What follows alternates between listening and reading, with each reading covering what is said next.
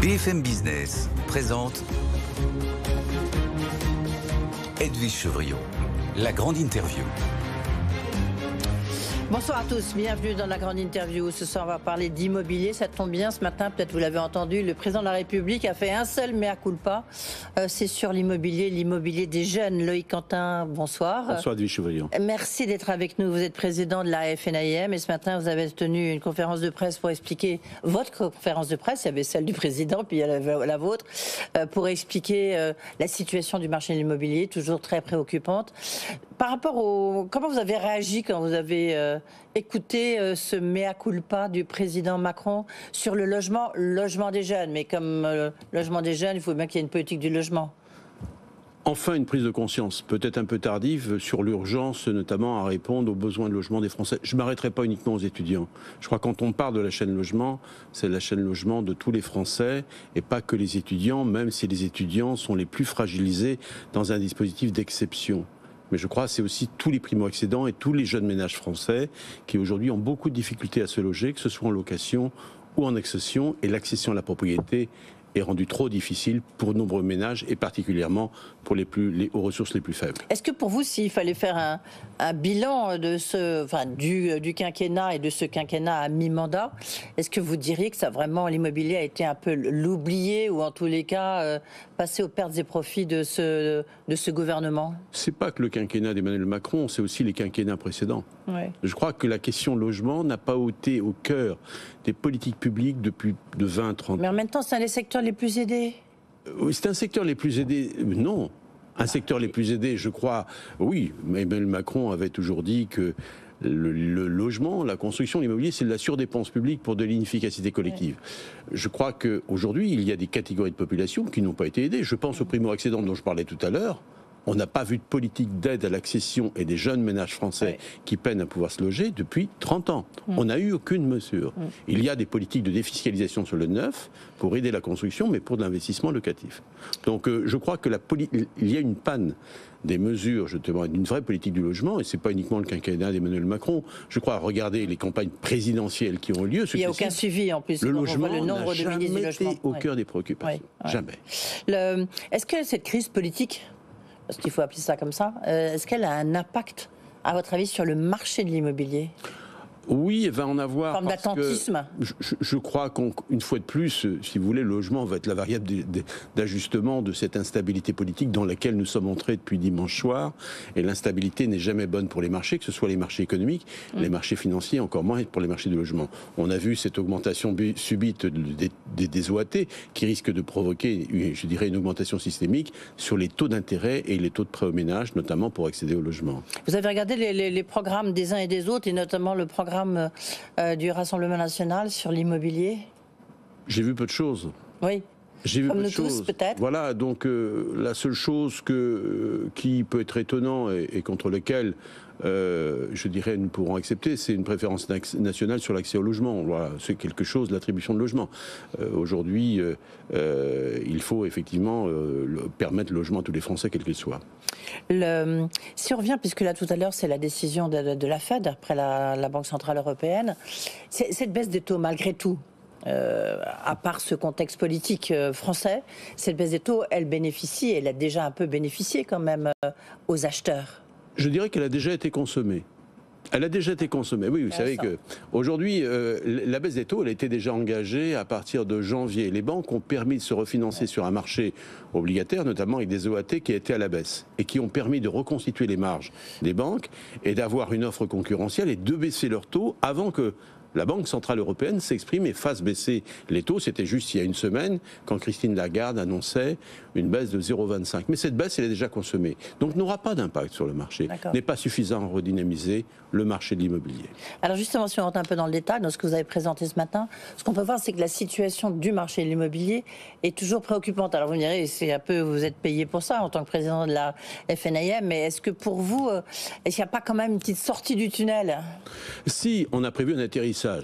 Si tous les éléments et notre environnement économique restent stables et dans ces conditions, on a prévu un atterrissage à la fin de l'année 2024, un atterrissage en volume de transactions à 800 000 ventes.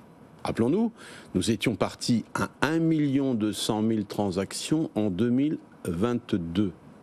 Donc c'est moins 400 000. Nous avons terminé à 869 000 à fin décembre 2023, on avait pronostiqué 900 000 à la fin de l'exercice, et aujourd'hui, à mars 2024, nous sommes précisément à 822 000. Donc on se rapproche du cap des 800 000 qu'on avait fléché, qui est un cap finalement, un plateau avant d'un redémarrage, une stabilisation et un redémarrage. Donc vous voyez le rebond quand même début 2025. Sauf aggravation de l'environnement économique et notamment des taux d'intérêt qui sont décisifs, parce que cette crise elle est la conséquence de l'augmentation subite des taux d'intérêt. Si on regarde la chute de vente, les chutes de vente là en un an, c'est combien? Alors on est pronostiqué sur 2024, 5 à 7 points de baisse. On est rendu à 3,8% sur une année lissée. On n'a pas terminé, je dirais, l'année. Et cette baisse des prix, elle est salutaire pour reconstituer le pouvoir d'achat des ménages français qui a été largement impacté par la hausse des taux. Pour crever la bulle, comme il y avait une bulle immobilière, maintenant, vous pouvez nous le dire. Oui. Et elle est nécessaire, mais il y a des villes qui ont connu des baisses, je dirais, plus importantes, voire même à 2 chiffres. Par exemple, une ville comme Nantes a connu une baisse en une année. Vous connaissez bien parce que vous êtes agent là-bas. Voilà. Ouais. Donc, et je dirais, on a 5 villes qui sont au-dessus de 8% de baisse en une année. Et lorsqu'on regarde, notamment dans la capitale, pour le coup, c'est moins 7,7%. Oui. Donc c'est plus que la moyenne nationale, parce que les prix avaient flambé. Si vous voulez, les prix sont le plus corrigés là où ils ont le plus augmenté. Oui. Et c'est qui est tout à fait normal. Et les prix sont corrigés là où ils sont le plus élevés. Et c'est une tendance que l'on observe sur tous les marchés. Les marchés ruraux, les marchés campagnes sont moins affectés, notamment par la baisse des prix, parce qu'ils avaient eux-mêmes moins augmenté. Et la hausse du taux de crédit a moins d'impact, bien évidemment, sur les acquéreurs avec des prix qui sont parfois 10 fois inférieurs aux grandes villes. Et est-ce qu'il faut faire des différenciations entre le neuf, l'ancien, les maisons individuelles, les appartements Alors on fait une différence quand on observe l'ancien entre les appartements et les maisons, puisque ce sont 2 catégories de biens qui sont différents. Je dirais que c'est une variation à 0,5% près en baisse. Le marché du neuf, lui, est un prix de revient et incompressible. Lui ne connaît pas de baisse. Avec les promoteurs, s'ils baissent leur prix de vente, dans tous les cas, ils s'exposent à une vente à perte à terme rapidement. Oui. Et là, lorsqu'on regarde, si on est toujours un peu dans les chiffres et décortiquer un peu ce marché, c'est le volume des ventes. Donc ça, sur 12 mois glissants à la fin mars, c'était une chute de 23%. Oui, sur une année lissée. Ce qui est assez dingue. Vous avez dit que vous voyez le rebond en janvier 2025. Est-ce qu'il y a des catégories que vous voyez repartir plus vite ? Je pense que toutes les catégories vont redémarrer en même temps. Il y a un principe en économie immobilière, c'est que la baisse des volumes est un préalable à la baisse des prix. Donc on a d'abord la baisse des volumes, mais après la baisse des prix. Aujourd'hui, on conjugue les 2 éléments sur 2024. Donc la baisse des prix, elle est enclenchée sur tous les types de produits. Jusque-là, on avait une réserve. On s'était dit, tiens, le marché du littoral ne baisse pas, parce que c'est un marché où les acheteurs et les vendeurs ont moins de contraintes avec le crédit, parce que, ayant une épargne ou un apport personnel plus important. Et même ces marchés-là sont impactés. Aujourd'hui, il n'y a pas un produit, mais un produit littoral, station de ski, tous les produits sont impactés par cette baisse des prix, et tous les prix de l'immobilier sont orientés à la baisse.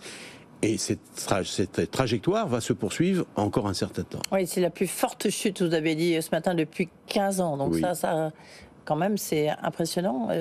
C'est une correction d'un marché qui avait connu des excès. Je crois que le marché était rendu à des excès. Et aujourd'hui, la crise, en sens, elle permet d'avoir une correction et un rééquilibrage. On n'est pas sur un marché qui est linéaire. Il faut accepter que ce marché puisse être corrigé par un impact économique. Comment éviter, parce que ça va repartir donc en 2025, le Quentin, comment faire pour qu'il n'y ait plus ces phénomènes de bulle immobilière qu'on retrouve régulièrement. Donc, est-ce qu'il y a quelque chose qui pourrait freiner la spéculation immobilière ? Ah, très belle question. Vaste sujet, c'est presque un sujet d'économie, ça. Là, il faudrait 3 heures pour développer, mais ce que je peux dire, c'est que cette bulle immobilière, si on la qualifie comme ça, d'ailleurs, une bulle, on ne sait jamais qu'on est dedans, sauf qu'elle éclate. Sauf quand elle se crève. Ou quand elle se dégonfle. S'il fallait éviter cela, je ne sais pas si c'est un marché de bulles, c'est du moins un marché qui a vu une augmentation de ses prix qui a été portée par les taux d'intérêt qui étaient régulièrement à la baisse. Oui. Est-ce qu'aujourd'hui, on ne peut pas se poser la question de réguler les taux d'intérêt et éviter cette augmentation qui n'a aucun rapport, aucune corrélation avec le pouvoir d'achat Parce que, je dirais, c'est une forme d'insolence de voir des prix de l'immobilier qui se sont détachés, décorrélés de la réalité, et notamment des salaires. Donc on peut se poser la question, comment caper en quelque sorte ces taux d'intérêt à l'avenir? Mais de la même façon, je dirais que l'augmentation brutale des taux est tout aussi violente pour les ménages qui ne peuvent pas se refinancer. Il y a un volet, puisque vous êtes président de la FNAIM, c'est l'impact que ça a sur votre profession d'agent immobilier. Oui, et cet impact... Ça a été violent ? Très violent, puisqu'on a connu une augmentation multipliée par 4 en 18 mois, et une augmentation subite des taux qui a largement, je dirais, anéanti, baissé totalement le pouvoir d'achat des ménages. Et puis il y avait à l'inverse, avant, dans cette bulle que vous venez de décrire, le Quentin, il y avait eu aussi le nombre, j'imagine, de professionnels qui avaient été multipliés par, je sais pas, 1, 2, 3, par combien? Je dirais que certains ont cru que l'immobilier était un nouvel Eldorado. Ah oui, ça a été vrai pour certains. C'était vrai pour certains, ou je dirais même des professionnels, que je ne dirais pas forcément professionnels, des intervenants sans qualification, je dirais ce sont immiscés dans un marché qui n'était pas le leur, mais avec une grande facilité, voire quasiment être presque condamnés à vendre tellement le marché était demandeur. Ce n'est pas la vision de l'immobilier que nous, fédération, nous souhaitons afficher. Alors, ça veut dire il y a combien de faillites? Vous avez pu chiffrer les faillites? Oui, on a regardé. Il y a un an, j'avais justement, pour date, j'avais dit que les liquidations judiciaires des entreprises immobilières, les agences immobilières, ne seront pas inférieures à celles que nous avions enregistrées lors de la crise des subprimes de 2009. Ouais. Elles étaient de 1382 faillites exactement. Aujourd'hui, nous arrivons à 1120. J'ai dit que nous ne serions pas en deçà, nous serons peut-être au-dessus à la fin de l'année. Ouais. Est-ce que vous avez une idée du montant sur les droits de mutation, enfin du manque à gagner, c'est les droits de mutation? Parce que c'est une des explications de ce trou gigantesque qu'on a vu dans les finances publiques. Ah bah oui, mais les droits de mutation, ça touche surtout aussi les collectivités locales. Ah bah énormément. Je crois qu'à un moment... On mériterait, on devrait avoir un cadre et une stratégie pour stabiliser les volumes de transactions, qui ne soient pas sous l'effet, je dirais, d'un accélérateur de pouvoir d'achat provoqué par la baisse des taux d'intérêt, même si elle est salutaire, elle intéresse les Français, mais elle n'est pas de nature à amener une stabilité et qui constitue, qui représente une perte pour les collectivités locales. On s'habitue à des recettes que l'on n'a plus soudainement. Regardez, toutes les grandes villes de France sont confrontées à la baisse des transactions et manquent de recettes pour les budgets communaux. Oui. Ce matin, le président s'est félicité de la suppression de la taxe de l'habitation qui est vraiment, je veux dire, un des points forts de son quinquennat. Ça a coûté cher, très cher, 20 milliards. Est-ce que pour vous, c'était une bonne décision ? C'est une décision qui, bien évidemment, a redonné du pouvoir d'achat aux ménages français, c'est certain. On est exonéré, mais qui, je pense, s'est traduit aussi par une augmentation et un report de cette fiscalité, notamment sur la taxe foncière, pour ceux qui sont propriétaires. Oui. Et aussi un report sur d'autres catégories d'impôts. Mais donc, est-ce que vous, d'où vous êtes, à la FNAIM, est-ce que vous n'avez pas vu quasiment une compensation totale ? Il n'y a pas une compensation totale, mais une compensation qui est progressive. Les taxes foncières sont en augmentation partout. Elles n'ont pas suivi l'augmentation, le pouvoir d'achat ni l'inflation. Elles ont largement augmenté. On a vu des progressions de 60% des taxes foncières, qui sont bien un élément de correction, notamment lié à la suppression de la taxe d'habitation. Ouais.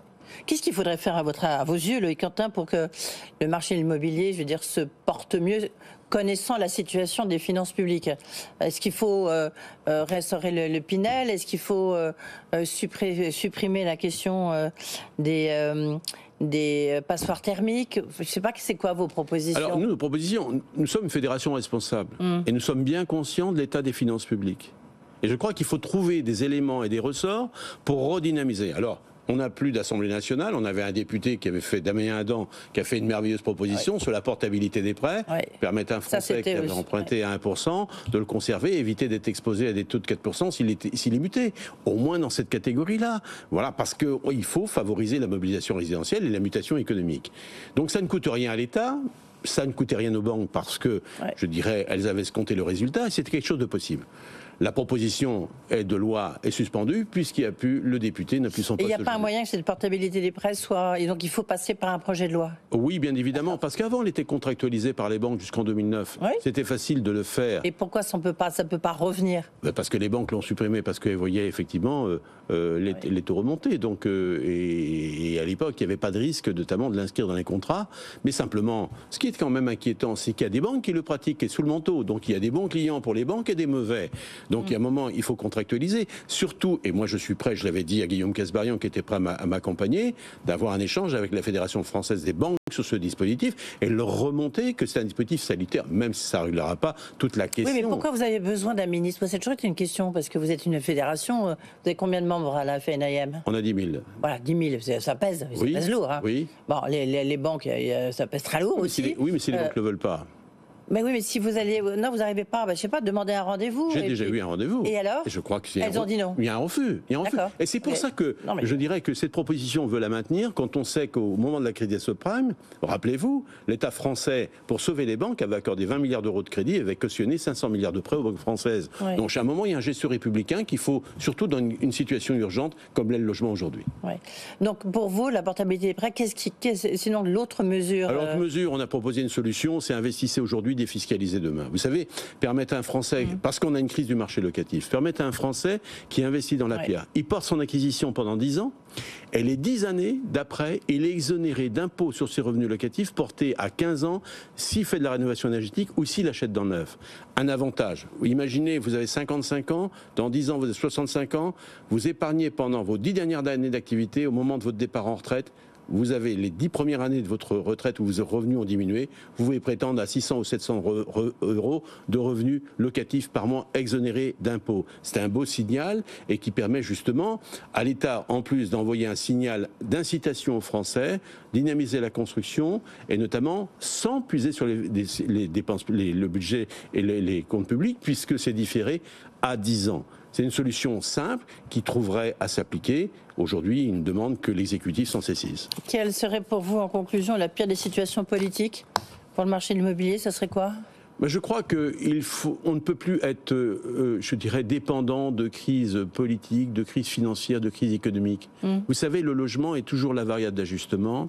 Mais le logement n'a jamais provoqué de crise financière ou de crise politique. Mais les crises politiques et les crises politiques et les crises financières ont toujours amené des crises de logement. Mais ce n'est pas la crise de logement qui est à l'origine. Donc on demande de la stabilité et que le logement soit la référence de toutes les politiques publiques qui doivent être conduites, quelles que soient les couleurs politiques. Voilà, et non plus la variable d'ajustement. Merci beaucoup, Loïc Quentin. On verra si vous êtes entendu. Ça sera d'ici quelques semaines. Le président de la FNAIM. Si vous voulez, on peut appeler le président de la Fédération des banques françaises pour lui demander de discuter sur la portabilité des prêts. Avec plaisir. Merci beaucoup. On va faire un débat sur BFM Business.